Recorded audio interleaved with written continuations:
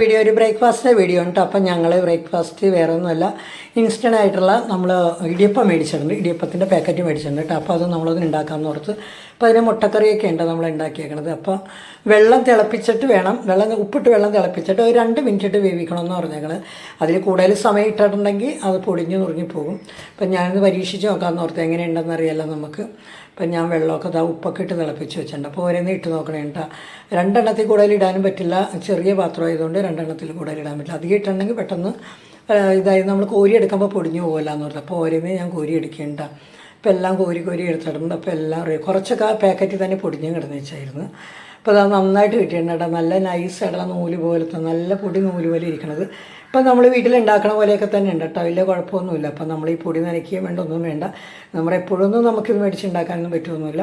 ഇതിപ്പോൾ 20 എണ്ണം ഉണ്ട് കേട്ടോ, ഒരു പാക്കറ്റിൽ 10 എണ്ണം വെച്ച്. അപ്പോൾ എല്ലാവരും കഴിച്ച് നോക്കിയിട്ട് നല്ലതാണെന്ന് പറയുന്നുണ്ട്.